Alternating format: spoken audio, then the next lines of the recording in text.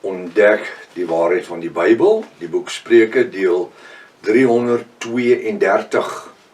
Ek is professor Hannes Redlinghuis van die Eerste Gemeente van Jaffa in Suid-Afrika, Pretoria, Montana, ook internasionaal. Sou jy belangstel in enige van my boeke wat ek geskryf het. Ek dink spesifiek aan die boek Vasgevang in die Antichrist-systeem. Het gaan oor die eskatologie en die eindtyd, dinge wat besig is om plaas te vind in die wêreld. Eindtyd profeseë wat besig om tot vervulling te kom. En die eskatologie bly iets dinamies. En dit is die stukkies van die legkaart wat ons nodig het om die Bybel reg te verstaan. So jy belangstel, kan my kontak by my WhatsApp nommer 0722 367 124 of gaan na my webtuiste https://jaffashua.co.za, soos jy hierbo kan sien op my regterkant. As dit al die eerste keer is dat jy na die reeks gaan kyk of luister, want ons het verskriklik baie nuwe mense wat ingeskakel en ingeteken het op YouTube. Eerste keer as jy kyk of luister, gaan na deel 1, begin voor. En gaan luister wat van die begin af gebeur, wat jy te magdom inligting gemis. Het uiters noodsaaklik dat jy ook op YouTube sal inteken. As jy Engelsman sê subscribe. Stuur die kontak vir die vriende en die kennisse, dit is baie belangrik vir almal wat jy lief is. Deel dit. Hierdie reeks is lewensveranderend. Maak seker dis 'n skryfblok, 'n pen en ten minste 1933 Afrikaanse Bybel byderhand. Kom ons gaan saam bid. Ons wil vanmôre vir u weer eens baie dankie sê Vader vir hierdie wonderlike voorreg wat ons het om as Jafiste by mekaar te kom om die woord te studeer. Dankie dat ons op die oomblik op verskeie plekke in die wêreld van daar af funksioneer. In Suid-Afrika en reg om die aardbol. Iewerster is Afrikaanse mense besig met hierdie studies. Ek wil vanmôre bid dat die saad in goeie voorbereide grond sal val. Ek wil vanmôre ook bid as daar dalk iemand is wat nog nooit voorheen gekyk het nie, dat u dan vanmôre in daai persoon se hart en lewe ook sal inspreek. Word verheerlik. Gee vir ons geestelike ore om te hoor en sielsdimensie om te begryp wat u vir ons sê. Breek die brood van die lewe in ons midde. Ons bid dit in die naam bo elke ander naam. Die naam Jaffashua. En elke Jafis sê halleluja. Halleluja. Nou as jy nie Jafis is nie, dan het jy nie nodig om halleluja te sê nie, want dan gaan jy nie weet wat halleluja beteken nie, né? Goed, as jy nuuskierig genoeg is, kan jy my kontak en dan gaan ek vir jy verduidelik. Baie welkom by Ontbyt met Prof Hannes. Vertrou dat hierdie studie vir jou groot seën gaan wees. Die boek Spreuke, hoofstuk 19, deel 12. Ons is by 'n redelike intensiewe gedeelte hierso van 'n koning Salomo skryf. Hy sê die grimmigheid van 'n koning is soos die gebrom van 'n jong leeu. Nou, die grimmigheid van 'n koning. Nou, hierdie kan ek op 2 of 3 verskillende maniere aanwend vanmôre. Dit kan wees oor 'n wêreldpresident of 'n koning of iemand wat geïrriteer is, want die woord grimmigheid beteken, sy verwantskap is om geïrriteerd te wees. En die laaste ding wat jy wil doen is om 'n jong leeu te irriteer. Hoekom 'n jong leeu? Wel, hy het iets om te bewys. Hy wil bewys dat hy is die toekomstige een wat die pak gaan lei, daai pak leeu's gaan lei. En hy wil hê hulle moet kennis neem van sy aggressiwiteit en van sy manier van dinge doen. Maar ek wil ook vanmôre sê dat my Bybel sê, dis wreed om te val in die hande van 'n lewende Elohim, Jaffa, die skepper van hemel en aarde. Die koning van alle konings, halleluja. Jy wil nie in sy hande val nie. En dis hoekom toe 'n paar maande gelede, of jare gelede, toe hierdie gitaarspelertjie en sy trawante met verskillende liedjies kom van Jaffashua en net gesê, die Bybel sê, dis wreed om te val in die hande van 'n lewendige Elohim, van die lewendige Elohim. Want die ander is sommer 'n God. Al die ander sommer net gode. Maar net hy, Jaffa en Jafashua, word genoem Elohim of Hashim in die Hebreërs. Wat sê die skrif vanmôre vir ons? Koning Salomo sê, jy wil nie aan die verkeerde kant van 'n koning val nie. Nou hier is nie sommer net 'n koning nie. Ek wil vanmôre sê, die koning. Die koning van alle konings. Ek en u vanmôre word genoem koningsseuns en priesters van Jaffa. Nou as ons vanmôre koningsseuns is, dan maak dit ons prinse en prinsesse van die koning. Almal is so behep met die British Royals en Prins Charles en Camilla en die dinge wat daar aangaan. Maar ek wil vanmôre vir jou sê, ons as Jafiste is behep met die koninkryk van Jafashua. Hoekom? Want dit is 'n boodskap van verlossing. Apostel Paulus kom en hy sê, is 'n krag tot redding vir elkeen wat glo. Eerste vir die Jood. Het jy dit geweet? Dis 'n krag tot redding vir hulle wat glo. Eerste vir die Jood, dan vir die Griek en dan vir die heiden. Dis hoe hy dit stel. Hoekom? Dit bevestig dat Jafashua se bediening, die eerste 2 jaar van sy 3 jaar aardse bediening, net na Israel toe was. Eerste vir die Jood, Israeliet, 2 jaar. En dan verseël Jaffa hulle oë en hulle ore om hom nie te sien as die verlosser, die Messias nie, en dan gaan die woord in die 3de jaar, die einde van die 2de jaar, begin van die 3de jaar, gaan dit na die heidene toe. Nou die heidene is Grieke en dit was Italianers en so kan ons aangaan om by die verskillende nasies te kom. En dan ook vir ons in die 21ste eeu. Halleluja. Wat 'n voorreg dat Jaffa vir ons 'n plan van redding daar gestel het. En weet jy wat, dit is so jammer want die wêreldgodsdienststelsels daar buite kan verblind eintlik die mense om werklik te besef wat het hulle uit die hand van Vader Jaffa ontvang. Bonatuurlike gawes, halleluja. Bonatuurlik. Uitkoms vir elke probleem. Genesing vir elke siekte. Maar prof, dan sal nie een van julle mense doodgaan aan kankers en al die goed nie. Nee, dit is so. Maar ons het nie beheer oor die liggaam nie. Inteendeel kom Paulus en hy sê, vrees nie hom. Die hom is 'n klein hom. Dis die Satan, klein lettertjie S, wat die liggaam kan skade doen nie.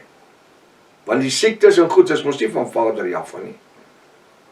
Maar vrees hom, hoofletter hom, Jaffa almagtig, die skepper van hemel en aarde, wat siel, gees en liggaam in die hel kan werk. Dis natuurlik 'n verheerlikte liggaam, die liggaam, die wurms eet hom, hy kan nie hel toe gaan nie.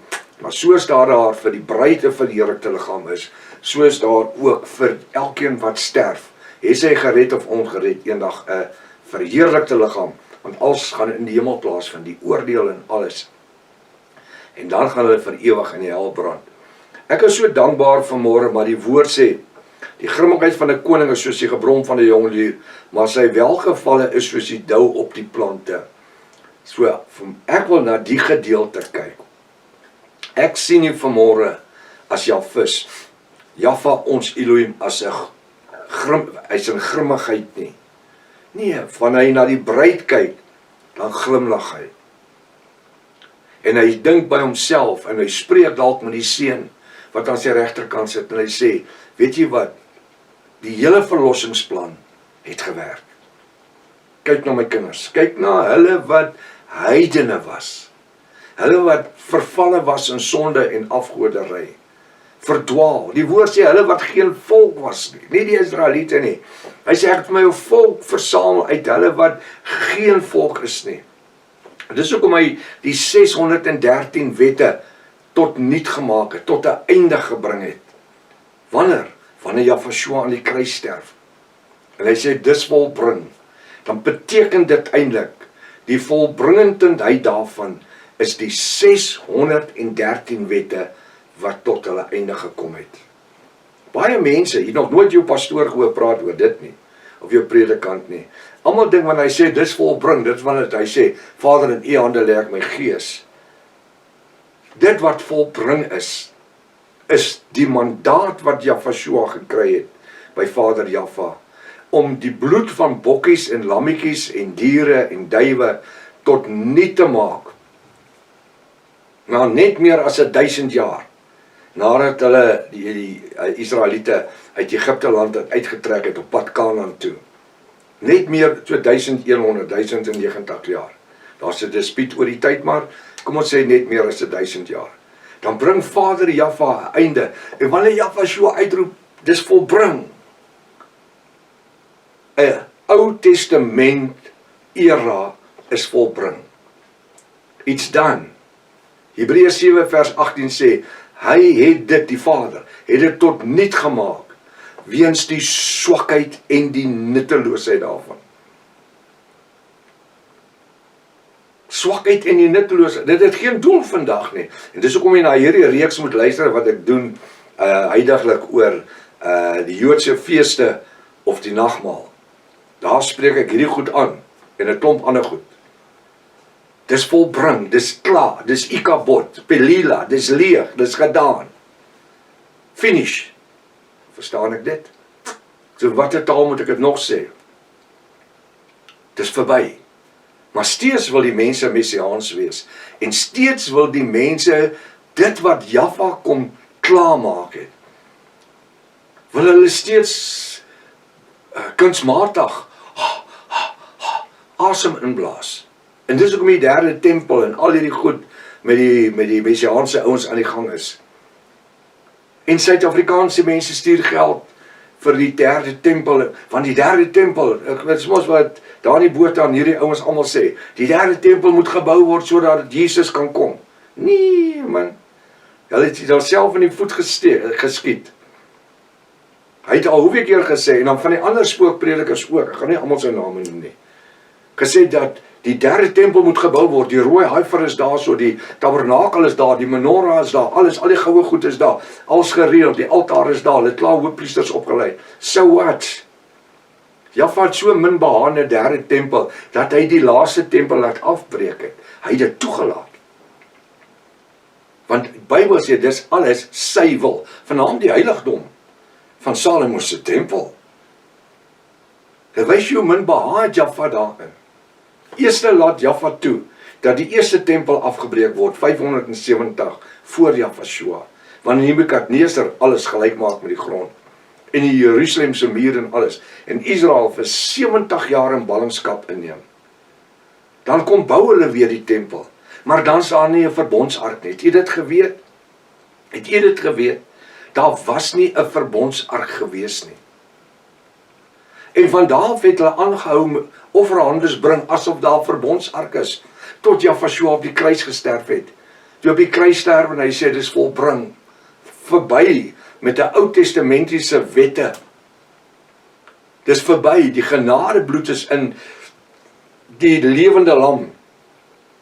Jahwe wat geoffer is, wat ook die hoëpriester is, deur die voorhangsel skeur van bo tot onder, hulle het so oopgeskeur, toe hy oopskeur van bo tot onder, om te wys, is nie 'n mens wat hom oopgeskeur het nie.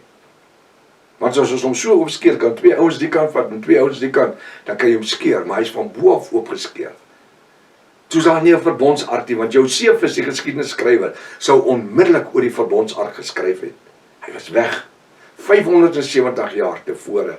En tot vandag, in 2026, is daar nie 'n verbondsark nie. Ag, die ouens sê hulle die verbondsark in Ethiopiërs dink hulle die verbondsark en snaaks dat alles werk om Ethiopië. Almal het die verbondsark, maar niemand wys hom vir ons nie. En tog die ou wat die verbondsark het, sal die rykste man in die wêreld word. So min behaag het Jahwe in die verbondsark. So min behaag het Jahwe in die ou tempel gehad. So min behaag het Jahwe in die 613 wette gehad, nadat Jahwe die volle prys betaal het. Maar sy welgevalle is soos dou op die plante, die welgevalle in die lewens van die bruid van Jahwe, halleluja. Die woord sê, ons is vanmôre sy heerlikheid.